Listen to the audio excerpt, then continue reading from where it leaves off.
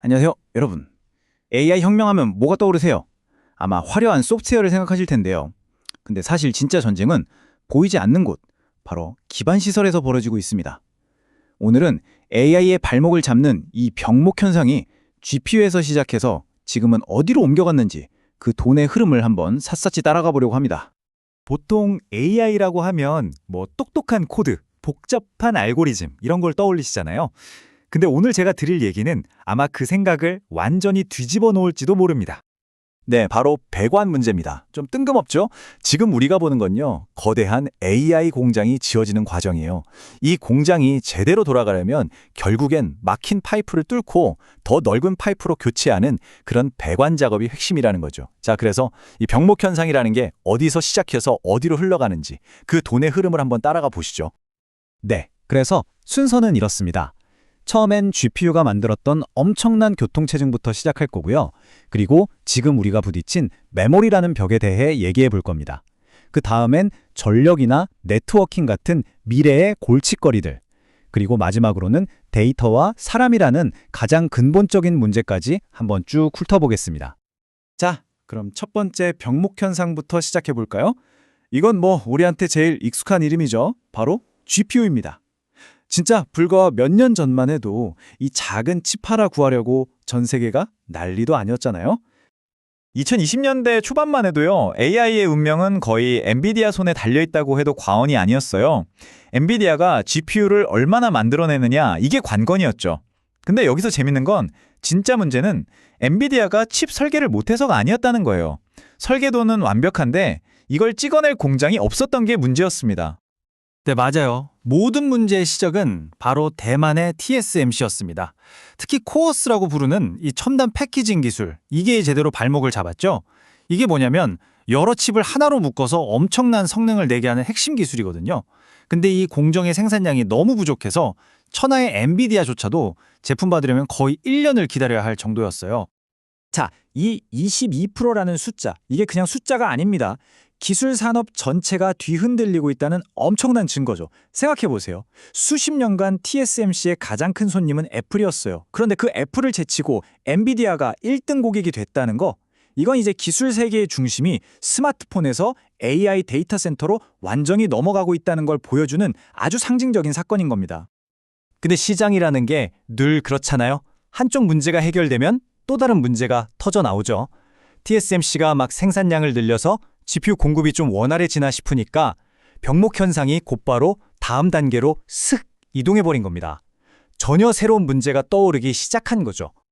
자, 그럼 이제 GPU 부족 문제는 좀 나아졌는데 지금은 뭐가 문제일까요? 비유하자면 공장의 핵심 엔진인 GPU는 이제 충분히 확보가 됐어요. 근데 문제는 이 엔진에 연료를 넣어주는 파이프가 꽉 막혀버린 겁니다. 우리가 이걸 바로 메모리 장벽이라고 부릅니다. 아주 간단해요. 세상에서 제일 빠른 슈퍼카를 가졌다고 해도 꽉 막힌 출퇴근길 도로 위에선 그냥 쇳덩어리잖아요. 딱 그 이치입니다. 그래서 이 문제를 해결하려고 등장한 게 바로 HBM, 고대역폭 메모리입니다. 아까 그 슈퍼카 비유를 계속 쓰자면 이 메모리 장벽을 뚫기 위해 전용으로 만든 초고속 하이패스 도로라고 생각하시면 딱 맞습니다. 이 HBM 시장이 얼마나 뜨겁냐면요, 성장세가 정말 말 그대로 폭발적입니다. 마이크론이나 SK 하이닉스 같은 회사들은요, 2026년에 만들 물량까지 벌써 다 팔렸다고 해요. 아직 만들지도 않은 물건이 2년 뒤 것까지 완판된 거예요. 수요가 얼마나 절실한지 감이 오시죠? 이렇게 되면 가격이 당연히 뛰겠죠.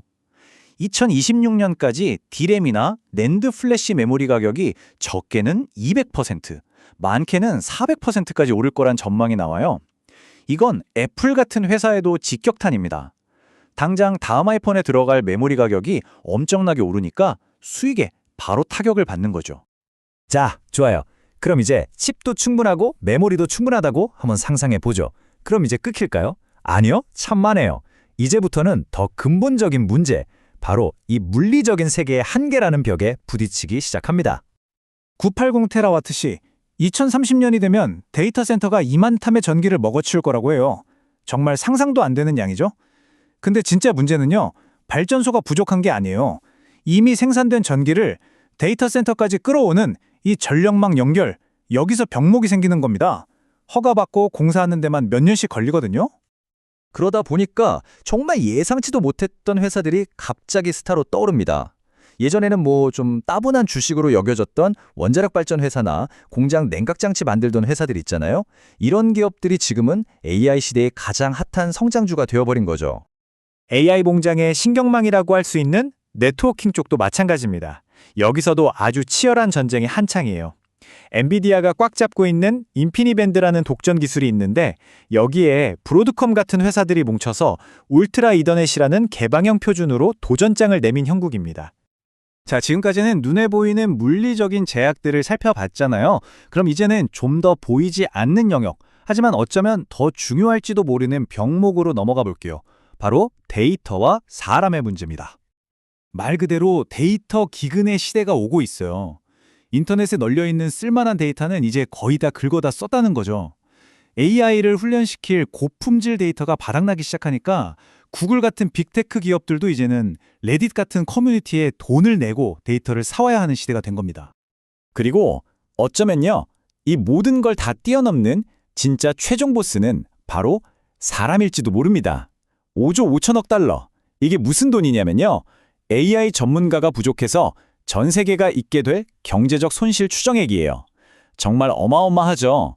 결국 가장 큰 장벽은 반도체 칩이 아니라 그걸 다룰 수 있는 사람의 머리라는 얘기입니다. 자, 그럼 지금까지 우리가 나눈 이 복잡한 이야기들을 투자자의 시각에서 한번 깔끔하게 정리해 볼까요? 오늘 우리가 함께 걸어온 길이 바로 이 타임라인 하나로 딱 정리됩니다. 보세요. 병목 현상은 2024년엔 GPU였죠. 그게 2026년엔 메모리로 넘어가고요. 2028년 쪽엔 전력과 냉각 문제가 될 겁니다. 그리고 2030년 이후에는 결국 데이터와 인재의 싸움이 될 거라는 거죠. 이 흐름을 읽는 게 바로 미래의 기회를 잡는 지도가 되는 셈입니다. 결론적으로 AI 혁명의 핵심은 이겁니다. 세상에서 가장 똑똑한 AI 모델도 전기 없으면, 냉각 없으면, 데이터 없으면 그냥 고철덩어리라는 거죠. 그렇기 때문에 진짜 현명한 투자자라면 다음엔 어느 파이프가 막힐까? 이걸 항상 지켜봐야 합니다. 돈은요, 언제나 가장 어렵고 가장 중요한 문제를 푸는 곳으로 흐르게 되어 있거든요. 지금 AI 골드러시가 한창입니다. 여러분은 이 거대한 흐름 속에서 직접 금을 캐시겠습니까? 아니면 금을 캐는 사람들에게 삽을 파시겠습니까? 오늘 이 이야기가 여러분만의 전략을 세우는 데 작은 영감이 되었으면 좋겠습니다.